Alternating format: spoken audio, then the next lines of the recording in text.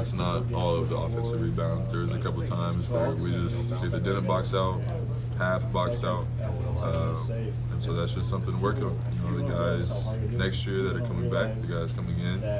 I know that I've lost a couple key games, whether that's 3 years ago against Wisconsin by not rebounding. Other games throughout the conference, not rebounding, turnovers.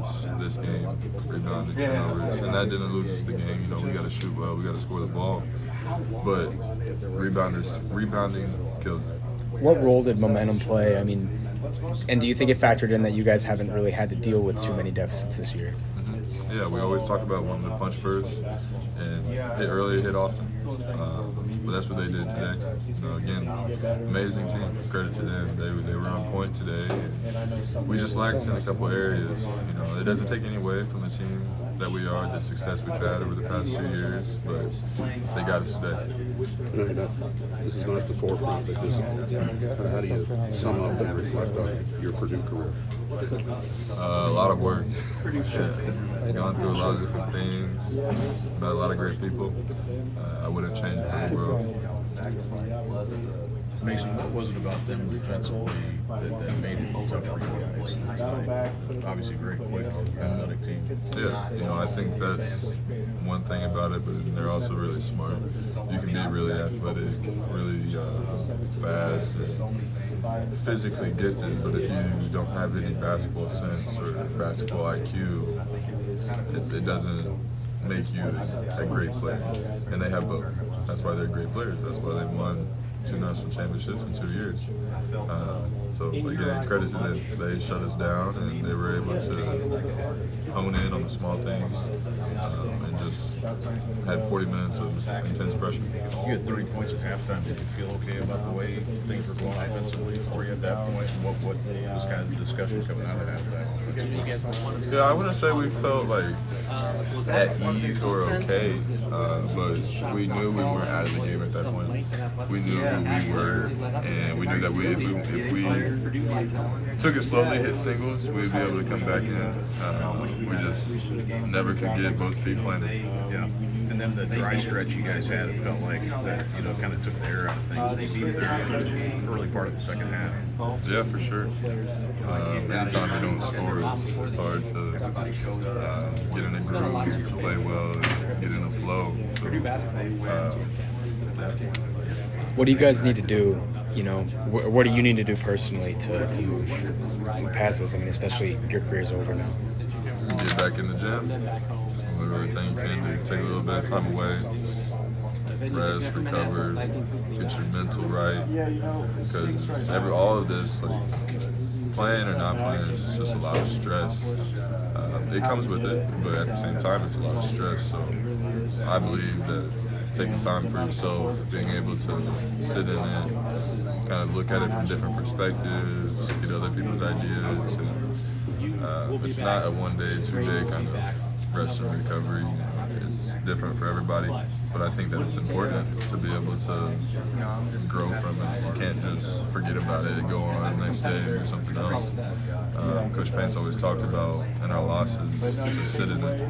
Because that's when you learn the most, that's when you grow the most, is if you can sit in it and really analyze what's going on.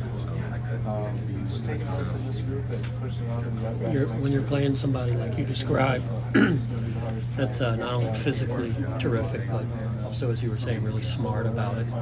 What is it like to play somebody? What are they like to play against up close? I mean, it's like playing against us. That's what we do to teams, honestly. And we knew that they have a great track record. We knew that they get up and they just keep teams down. But we kept telling each other that's what we do. You know what I mean? Whether we're down and we come back and they keep the lead, or we start and we keep the lead, whatever it is, we just had to flip it on them, and we couldn't get it flipped on them. Again, credit to them. Great team, great coach, really well coached today. But you can just sense in their players they have confidence. They know what they're doing, and we usually do. We usually have that kind of edge to us. I just don't know if we had it today. I mean, if considering their margin of victory and stuff, and what their track record says, I mean, if people say that they're one of the greatest teams ever, would you Would that square with you? I mean, what would you think of that? I don't really have recollection from like the 70s, 80s, 90s teams, so I can't really tell you if I think that they're the greatest or not. They're a really great team. Yeah, they're the best in at least the past decade, 2 decades, without a doubt.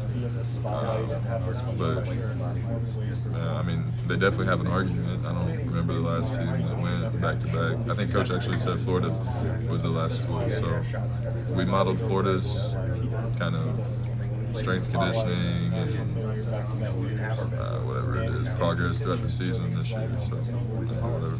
How would you describe Zach's impact on the free program? It's bigger than basketball. You know, him being who he is as a person is the best thing about it. Yeah, he's really good at basketball, 2-time National Player of the Year, all the awards. You can go on forever listing him. But he has stayed who he is. He's stayed loyal. He stayed really nice with his mother. You know, I think his relationship with his mother is probably the best thing for him. And I wish him all the best in the future. I know he's going to get it because he works and he's a good person.